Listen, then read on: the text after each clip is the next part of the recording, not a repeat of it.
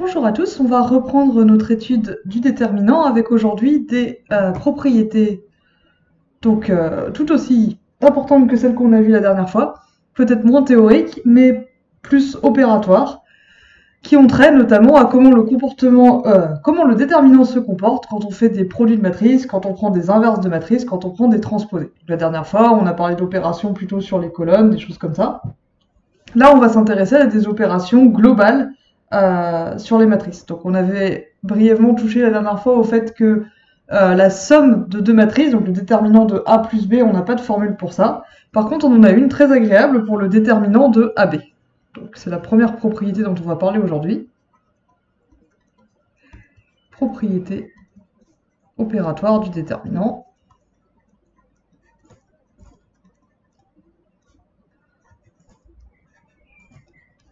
Si vous avez deux matrices carrées,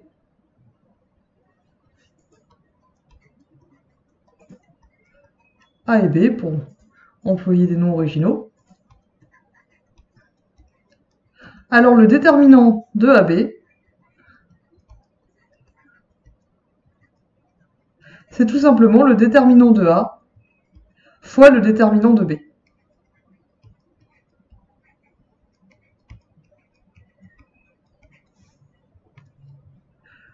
Donc une formule particulièrement agréable pour le produit, ce qui peut sembler surprenant parce qu'après tout, le produit de deux matrices carrées, c'est pas quelque chose de spécialement simple. Ça mélange notamment tous les coefficients de A avec un peu tous les coefficients de B. Et on s'attend pas à ce que le déterminant, qui lui-même a une formule assez compliquée, arrive à démêler ces deux... à démêler d'un côté ce qui dépend de A et ce qui dépend de B, et pourtant c'est bien le cas. Donc on va le voir, on va le montrer pour n égale 2, pour des matrices de taille 2. Ça permet en général de se fixer un peu les idées. Donc pour n égale 2, si on prend A, c'est la matrice ABCD pour ne pas changer. Et dans un souci d'originalité, B, ça va être la matrice EFGH.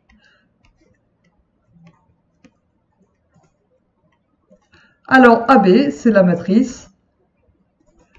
Donc le coefficient sur la première ligne, première colonne, c'est le produit de la première ligne de A avec la première colonne de B. Donc AE plus BG.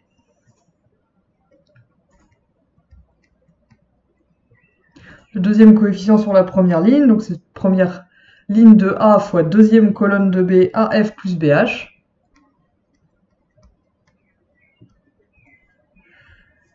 Et en bas, vous avez CE plus DG et CF plus DH. Ok, maintenant, si on calcule des déterminants. Le déterminant de A, du coup, c'est AD moins BC. Le déterminant de B, c'est EH moins GF. Donc le déterminant de A fois le déterminant de B,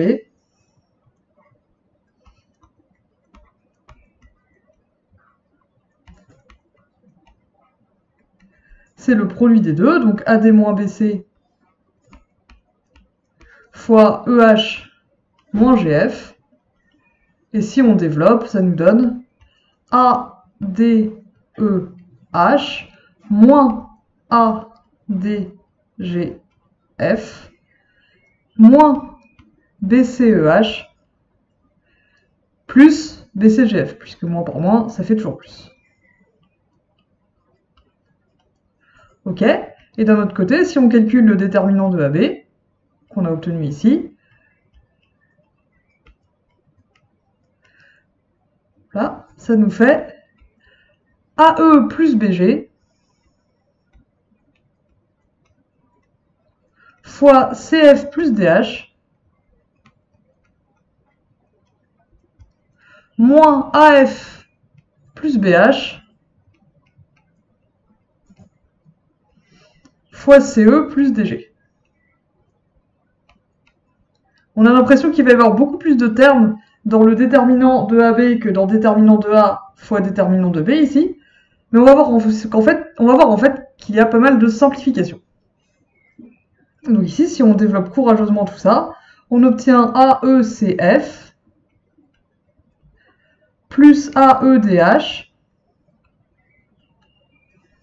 plus BGCF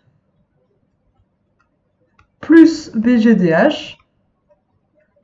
Et ensuite, on arrive au moins. Donc, moins AFCE moins AFDG moins BHCE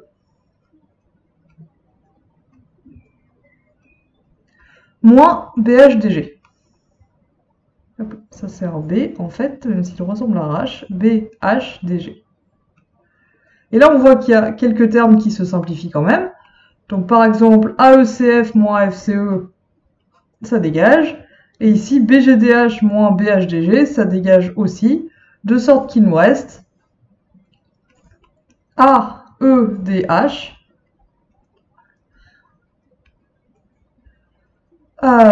moins AFDG plus BGCF moins BHCE. Et encore une fois, c'était un B. Or, du coup, des deux côtés, on a... Oula, je m'aperçois que mes E sont quasiment indistinguables de mes C. Donc ici, c'est bien AEDH. Voilà, là c'est un G et non un Y. Là c'est bien un C, et là c'est pas 2C, c'est CE. Voilà, mieux. Et là pareil, ça c'est un E, et ça aussi. Ok, si j'écris bien, ou disons moins mal, ce sera plus lisible. Et du coup, ce qu'on obtient ici, c'est ADEH, ADEH, ADGF, ADGF, moins BCEH, moins BHCE, et plus BCGF, plus BGCF. Donc on a bien les mêmes termes de chaque côté.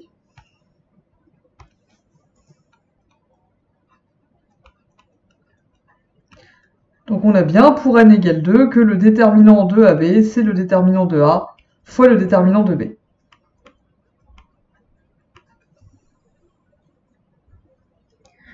On ne va pas le démontrer dans le cas général, tout simplement parce que la preuve la plus simple fait intervenir les matrices élémentaires dont on n'a pas tellement parlé. J'en avais simplement parlé dans un document annexe sur la raison pour laquelle la méthode du pivot de Gauss pour inverser les matrices fonctionne. Mais du coup, il serait un peu long et un peu technique d'introduire les matrices élémentaires ici pour faire des calculs. Et du coup, je vous laisse, si vous êtes curieux, consulter le document annexe qui est disponible en suivant le lien dans la description. L'important, c'est de retenir cette formule fondamentale. Le déterminant de AB, c'est le déterminant de A fois le déterminant de B. C'est vraiment très utile. Vous vous en doutez pour les calculs. Et notamment pour déterminer si des matrices sont inversibles, si des produits de matrices sont inversibles, et toute cette sorte de choses. Donc si vous êtes curieux, consultez la preuve, mais surtout retenez bien que la propriété est vraie. Et ne la confondez pas avec la propriété pour la somme notamment. Ok, une deuxième propriété qui concerne le cas des matrices inversibles, et qui est tout aussi importante. Hop là, pourquoi le 2 disparaît? Reste là. Ok. Si A est inversible,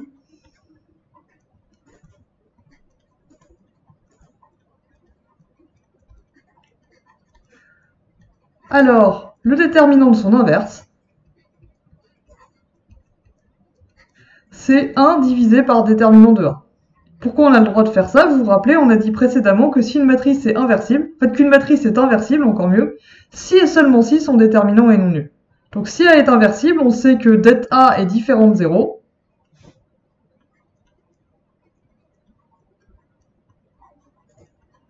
Et mieux que ça, le déterminant de son inverse, on l'obtient gratuitement, c'est 1 sur le déterminant de A. Donc encore une fois, vérifions-le dans le cas des matrices de taille 2, pour se faire une idée de ce qui marche là-dedans. Donc dans le cas n égale 2, on a à la fois une expression explicite pour le déterminant et pour l'inverse, donc ça va être très facile. Donc si A, c'est la matrice ABCD, pour ne pas changer, alors on avait vu au tout début de l'année que son inverse, si elle est inversible, encore une fois, c'est 1 sur AD moins BC, donc vous savez maintenant que c'est le déterminant de A, fois la matrice D moins B moins C A. Du coup, le déterminant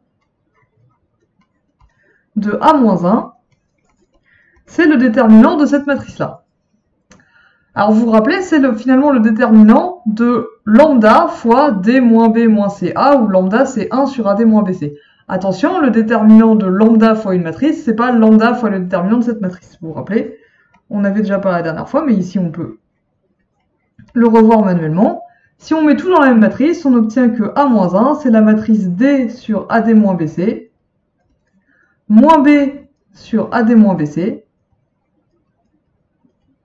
moins C sur AD moins BC, A sur AD moins BC. Et vous vous rappelez, on a dit la dernière fois que quand une colonne est un multiple d'un certain nombre, alors on peut sortir ce nombre du déterminant. Ici, on voit que la première colonne est un multiple de 1 sur AD moins BC, donc on peut sortir 1 sur AD moins BC. Et le mettre en facteur de la première colonne. Et évidemment, on peut faire de même avec la deuxième colonne. La deuxième colonne est aussi un multiple de AD-BC, puisqu'on a multiplié toute la matrice par AD-BC. Donc en fait, on peut sortir 2 fois 1 sur AD-BC, ce qui nous donne 1 sur AD-BC au carré. Donc attention, de manière générale, quand vous avez à calculer le déterminant de lambda fois la matrice A, où A est une matrice de taille n, c'est égal à lambda puissance n fois le déterminant de A.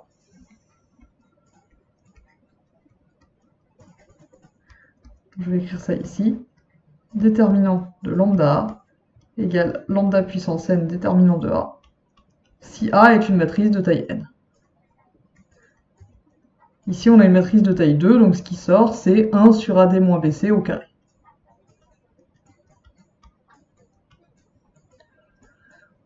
Il nous reste donc plus qu'à calculer le déterminant de D moins B moins CA. Or, le déterminant de D moins B moins CA, c'est DA moins C fois moins B. Donc DA moins C fois B, donc AD moins BC.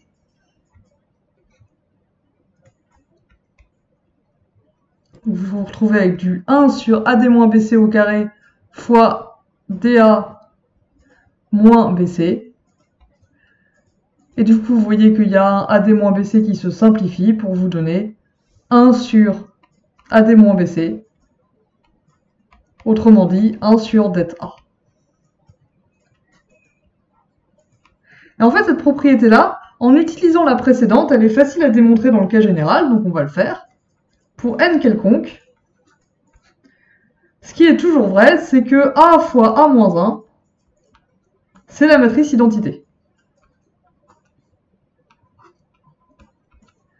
Donc le déterminant de A fois A moins 1, ben c'est le même que le déterminant de la matrice identité. Or, une des propriétés fondamentales du déterminant dont on a parlé la dernière fois, c'est que le déterminant de la matrice identité, c'est 1. Et ce qu'on vient de voir dans la première propriété qu'on a abordée aujourd'hui, c'est que le déterminant de A fois A moins 1, c'est le déterminant de A fois le déterminant de A moins 1. Du coup, le déterminant de A moins 1, c'est bien 1 sur le déterminant de A.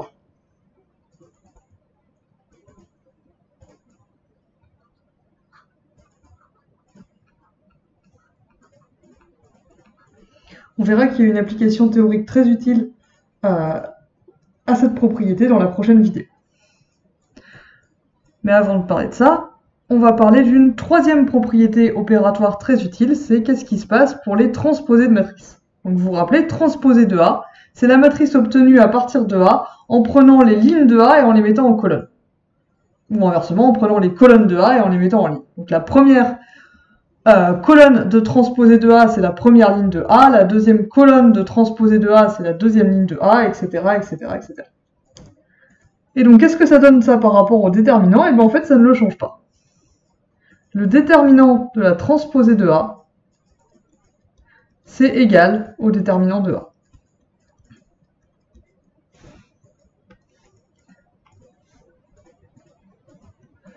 Si vous prenez une matrice A et que vous échangez le rôle des lignes et des colonnes, le déterminant ne change pas. Donc encore une fois, on peut le voir sur les matrices de taille 2 très facilement. Pourquoi le n a-t-il disparu? Voilà, n égale 2. Donc si A c'est la matrice, devinez quoi, on va prendre ABCD. Alors transposé de A, c'est la matrice AC, donc la première ligne de transposé de A, c'est la première ligne de transposé de A, c'est la première colonne de A. La deuxième ligne de transposé de A, ça va être BD, la deuxième colonne de A. Et donc le déterminant de A, on commence à connaître ça par cœur, c'est AD-BC. Et le déterminant de transposé de A, eh bien c'est AD moins CB, ce qui est à peu près égal à AD-BC. Encore une fois, pour le cas général, je vous invite à consulter, si vous êtes curieux, la démonstration dans le document annexe, ce qui vous permettra de vérifier que vous avez bien compris tous les concepts abordés jusqu'ici. Ce qui m'intéresse plutôt que de prouver cette propriété, c'est de voir les conséquences. En fait, les conséquences de ça, ça veut dire que jusqu'ici, on avait parlé de A comme un paquet de colonnes mises les unes à côté des autres. C'était comme ça qu'on avait vu A dans le cadre des calculs de déterminants, c'est ce qui nous avait permis de parler de famille libre, de familier, d'opérations sur les colonnes. Puisque déterminant de transposé de A est égal à déterminant de A, ça veut dire que si vous devez faire des calculs sur le déterminant d'une matrice A, vous pouvez prendre la transposée, ça ne change rien au déterminant. Du coup, toutes les lignes deviennent des colonnes, et donc vous pouvez faire des opérations sur les colonnes de transposé de A, autrement dit sur les lignes de A. Donc quelques conséquences de ça, c'est qu'en fait, on peut le résumer en un slogan, c'est que du point de vue du déterminant, les lignes et les colonnes de A jouent le même rôle. Donc conséquence de ça, tout d'abord, le déterminant est linéaire par rapport à chacune des lignes. Vous vous rappelez qu'on avait dit que le déterminant était linéaire par rapport à chacune des colonnes prises séparément. Et bien du coup, puisque déterminant de transposé de A est égal à déterminant de A, le déterminant est aussi linéaire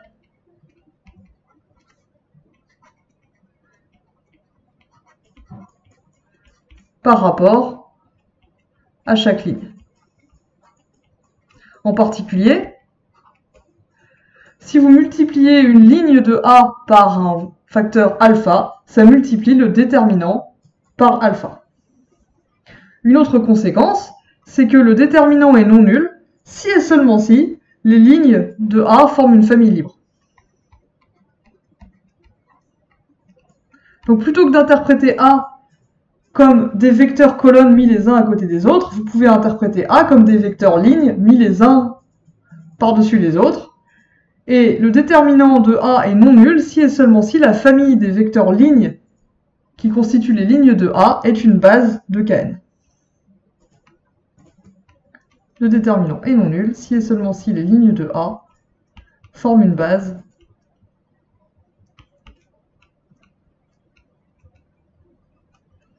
de Kn.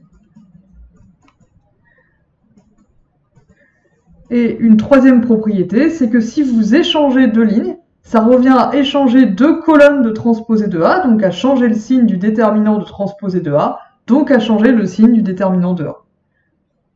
Donc le déterminant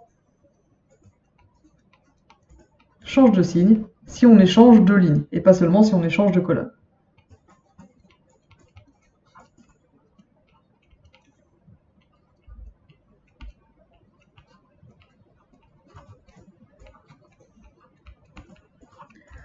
Autrement dit, les propriétés fondamentales du déterminant qu'on avait vu sur les colonnes, on a les mêmes sur les lignes. Et ce que ça veut dire, vous vous rappelez, on avait déduit des propriétés utiles qui étaient que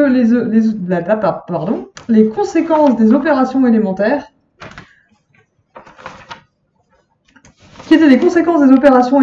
sur les colonnes, et on avait vu comment ça changeait le déterminant. Et bien ce qu'on obtient ici, c'est qu'on peut faire les mêmes opérations élémentaires sur les lignes, et ça aura le même effet sur le déterminant. Donc conséquence principale, opération sur les lignes. Opération élémentaire sur les lignes, celle qu'on fait quand on fait par exemple le pivot de Gauss ou qu'on inverse la matrice avec la méthode de Gauss.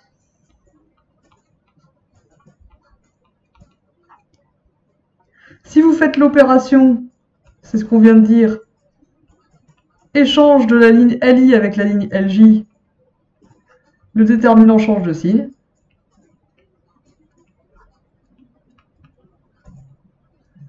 Si vous multipliez la ligne LI par un facteur alpha, ça multiplie le déterminant par alpha. Ça, c'est la linéarité du déterminant par rapport à la ligne LI. Et enfin, si vous remplacez la ligne LI par LI plus lambda LJ, où LJ c'est une autre ligne, ça ne change pas le déterminant.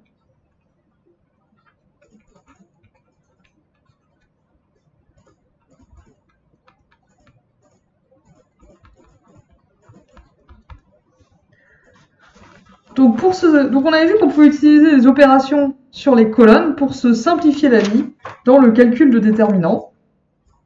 Eh bien, on peut aussi utiliser des opérations sur les lignes. Donc, faisons un exemple pour illustrer ces propriétés.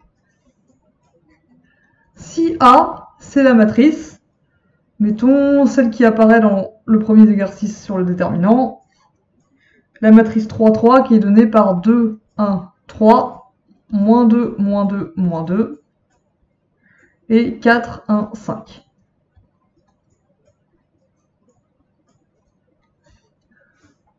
Et qu'on essaye de calculer le déterminant de celle-ci. Donc cette fois, on a le droit non seulement aux opérations sur les colonnes, mais aussi aux opérations sur les lignes. Donc par exemple, si on échange la première ligne avec la deuxième, ça va changer le signe du déterminant.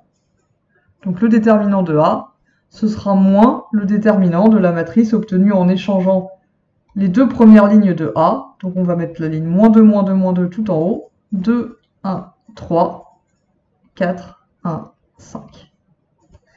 Et là, on voit que la première ligne, elle est multiple de moins 2, assez facilement. Tous les coefficients de la première ligne sont des multiples de moins 2. Donc on peut mettre moins 2 en facteur, ça nous fait moins 2, déterminant de 1, 1, 1. Donc c'est une opération qu'on avait déjà faite sur les colonnes, et maintenant vous voyez qu'on peut aussi la faire sur les lignes. Et pourquoi c'est cool?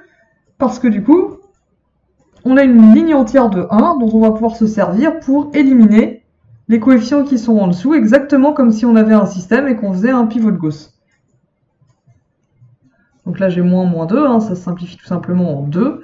Et d'un autre côté, je vais faire les opérations ligne 2 devient ligne 2 moins 2 fois ligne 1, vraiment comme si je faisais un pivot de Gauss. Et ligne 3 devient ligne 3 moins 4 fois ligne 1. Et ça me dit que le déterminant de cette matrice-là, il est égal au déterminant de la nouvelle matrice obtenue en faisant ces opérations. Donc je garde ma ligne de 1 tout en haut. Et en dessous, j'obtiens 0. Donc si je fais deuxième ligne moins 2 fois la première, j'obtiens 0. 1 moins 2, ça fait 1. Moins 1. Et 3 moins 2, ça fait 1. Ensuite, la troisième ligne, je lui soustrais 4 fois la première. Donc le premier coefficient, c'est un 0. Hein, c'était ça le but. J'ai 1 moins 4, ça me fait du moins 3. Et 5 moins 4, ça me fait 1. Maintenant, le déterminant de cette matrice-là, il est égal au déterminant de sa transposée. Donc là, je vais utiliser le fait que déterminant de A, c'est égal à déterminant de... Enfin, déterminant de... Pardon, je ne vais pas l'appeler A. Oups, puisque A, c'est celle que j'avais au départ. Le déterminant de n'importe quelle matrice M étant égal au déterminant de sa transposée. Calculer le déterminant de la matrice que j'ai obtenue à droite, là, ça va être la même chose que de calculer le déterminant de la transposée de cette même matrice. Et là, ce que vous voyez, c'est que du coup, sur la première ligne de la transposée, j'ai 1, 0, 0. Et si vous avez un peu suivi et pratiqué vous-même les calculs de déterminant qu'on a fait jusqu'ici, c'est toujours une bonne nouvelle, parce que du coup, ça veut dire que maintenant, en appliquant la définition du déterminant que j'avais donné, en fait, le fait d'avoir une première ligne avec un 1 puis que des 0, ça veut dire qu'on va pouvoir se ramener à un unique déterminant de taille 1 de moins, c'est-à-dire de taille 2.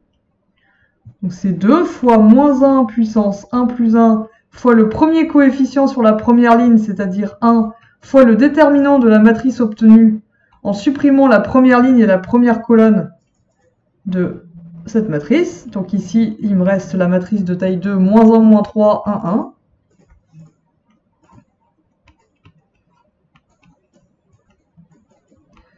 Et après, les autres termes qui devraient arriver, c'est moins 1 puissance 1 plus 2 fois le deuxième coefficient sur la première ligne, mais ici c'est 0, donc ce terme-là il s'annule, fois le déterminant de la matrice obtenue en supprimant la première ligne et la deuxième colonne, plus moins 1 puissance 1 plus 3 fois le dernier coefficient de la première ligne, mais ici c'est à nouveau un 0, donc ce terme-là n'apparaîtra pas non plus, fois le déterminant de la matrice obtenue en supprimant la première colonne et la troisième ligne. Donc on a ici deux termes nuls qui apparaissent pas, et on se retrouve avec juste un déterminant de taille 2. Moins 1 puissance 1 plus 1, ça fait juste 1, fois 1, ça fait juste 1, donc on obtient 2 fois le déterminant de cette matrice de taille 2, c'est-à-dire 2 fois moins 1 fois 1, donc moins 1, moins 1 fois 3, donc plus 3, donc 2 fois 2, donc 4. Ce qui est bien d'ailleurs ce qu'on avait obtenu la dernière fois. Donc comme vous voyez, on a en fait beaucoup de liberté quand il s'agit de calculer des déterminants. On peut faire non seulement des opérations sur les colonnes pour faire apparaître des zéros, mais aussi faire des opérations sur les lignes pour faire apparaître à nouveau des zéros dans une colonne et ensuite utiliser la transposition pour se ramener via la définition à un calcul où il y aura le moins de facteurs possible quand on fera le développement suivant la première ligne. Et quelque chose que vous avez peut-être remarqué maintenant, à force qu'on le fasse, c'est que la première ligne, finalement, elle a rien de spécial, parce qu'on peut la transformer en colonne en prenant la transposée, on a le droit d'échanger des lignes et des colonnes entre elles, ça fait juste bouger le signe de déterminant, et donc au final, on a l'impression qu'on pourrait, comme ça, se ramener à développer par rapport à n'importe quelle ligne ou à n'importe quelle colonne, et c'est effectivement le cas, c'est ce qu'on démontrera la prochaine fois, plus formellement. Avant de vous laisser, je voulais aborder, par contre, une application plus théorique, qui concerne les matrices de passage. C'est une application plutôt de la deuxième propriété.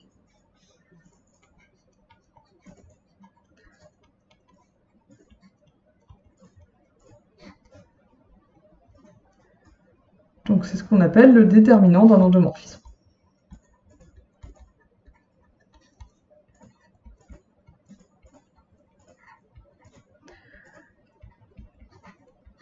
Une conséquence de ce qu'on vient de démontrer, c'est que si P est inversible, et A est une matrice quelconque,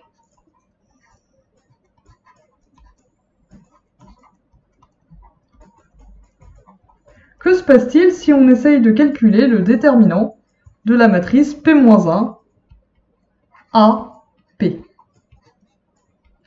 Et bien ça, c'est le déterminant de P-1 fois le déterminant de A fois le déterminant de P, d'après la première propriété qu'on a vue aujourd'hui.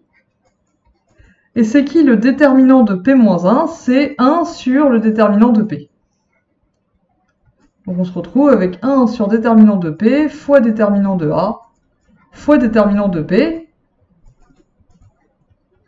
Et donc les déterminants de P ici se simplifient. Autrement dit, le déterminant de P-1 AP, quelle que soit la matrice inversible P, c'est égal au déterminant de A. Une autre façon de le dire, en utilisant le vocabulaire qu'on a introduit au chapitre précédent, c'est que des matrices semblables ont le même déterminant.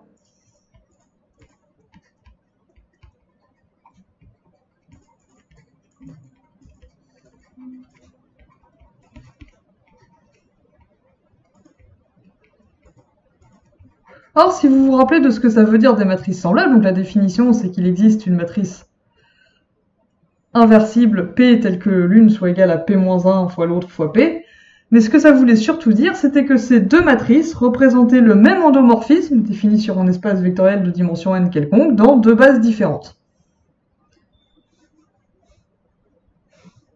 Donc des matrices semblables, rappelons-nous, par définition, ce sont des matrices qui représentent le même endomorphisme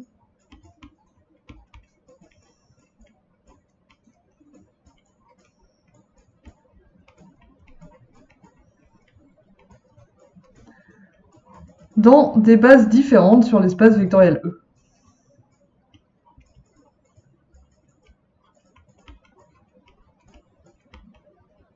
Donc qu'est-ce que ça nous donne cette formule? Ça nous dit que pour tout endomorphisme f défini sur un espace vectoriel de dimension NE,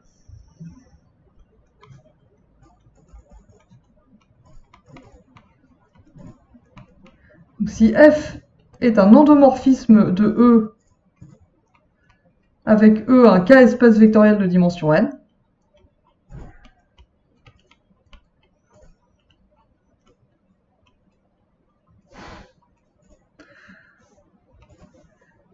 et si B et B' sont deux bases différentes sur E,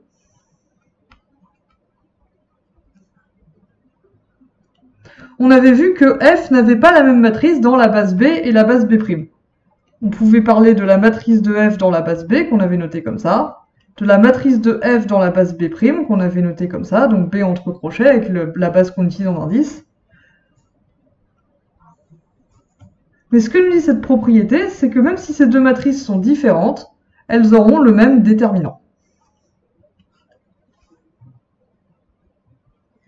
Autrement dit, quelle que soit la base qu'on choisisse sur E, le déterminant de la matrice de F dans cette base sera le même. Ça nous donne le droit de définir le déterminant de l'endomorphisme F pour une base quelconque, puisque de toute façon, ça ne dépend pas de la base qu'on choisit. Donc le déterminant de la matrice de F dans la base B ne dépend pas de la base B.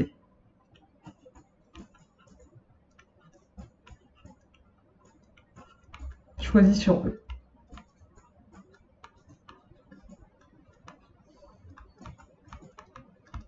Du coup, on peut appeler déterminant de F, sans préciser davantage,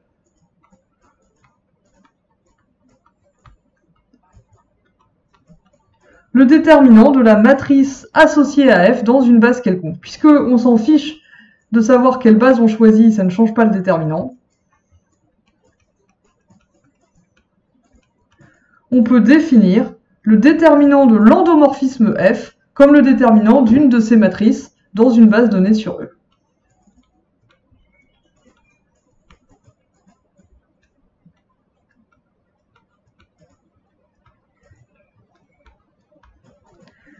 Et en particulier, si on avait une base particulièrement sympathique dans laquelle travailler, comme on a vu que c'était le cas parfois, et bien cette propriété nous permettrait de calculer le déterminant dans la base plus adaptée. On va en voir des applications aux exercices 84 et 85 dont on parlera dans la prochaine vidéo. Oups là. Un stylo c'est mieux pour écrire qu'un surligneur. Donc exercices 84 et 85 dont on parlera la prochaine fois. La prochaine fois, dans encore une autre vidéo, on parlera du coup de cette idée de pouvoir développer par rapport à n'importe quelle ligne et colonne, ce qu'on démontrera proprement, parce que vous voyez bien qu'il y a toujours ce problème de quel signe va sortir. Et on verra quelques exemples de calcul, et ensuite on passera aux exercices. Mais dans l'immédiat, on a déjà bien travaillé, et je vous remercie de votre attention, et je vous dis à la prochaine fois pour toujours plus de déterminants.